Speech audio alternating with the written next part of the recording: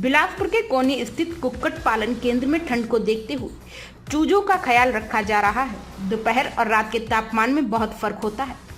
यही वजह है कि रात में लाइट ज्यादा रखा जाता है, जिससे चूजे जिंदा रह सकें और इससे कोई नुकसान ना हो। आपको बता दें, प्रबंधक आर.के. गुप्ता ने बताया कि किसानों को भी सलाह दी जाती है कि चूजों को सही तरीके से रखें और इसकी देखभाल करें, क्योंकि ठंड की दस्तक हो चुकी है और ठंड के कारण चूजों के मरने की संख्या ज्यादा रहती है, जिसके कारण चूजों के इसके अलावा किसानों को भी परेशानी होती है। इसके लिए जागरूकता अभियान भी चलाया जाता है। वहीं प्रबंधक ने यह भी कहा कि चूंकि मौसम के बदलने से सर्दी, खांसी और बीमार पड़ने से मौत होने लगती है, इसलिए इसका रखरखाव ज्यादा किया जाता है। जी सर, बताएंगे इस मौसम में किस तरीके से रख रखाव किया जाता है?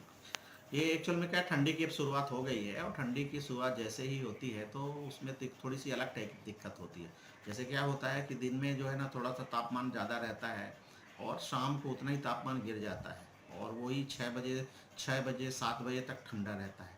फिर दोपहर में गर्म हो जाता है। तो हम लोगों को दो प्रकार की व्यवस्था करनी पड़ती है। रात में थोड़ा सा मैनेजमेंट अलग रहता है, जैसे लाइट वगैरह ज़्यादा जला दिए, लाइट को जो वो रहता है लाइट का, वो उसको नीचे कर देते हैं रात में, ऐसा व्यवस्था जिससे तापमान थोड़ा सा अच्छा रहे। और दिन में उसी चीज़ को अपन फिर से उल्टा करते हैं कि उसको ऊपर उठा देते हैं, जिससे तापमान थोड़ा सा जो जो बढ़ गया है वो नॉर्मल बना रहे, क्योंकि वायुमंडल का जो वातावरण का तापमान है वो थोड़ा सा बढ़ जाता है, उस हिसाब से करते हैं। और चूज़ों के रख रखाव के लिए वही जो खिड़कियों में पर्दे लगाना और ज़्यादा डायरेक्ट हवा ना अंदर आए, ये सब की व्यवस्था करनी पड़ती है।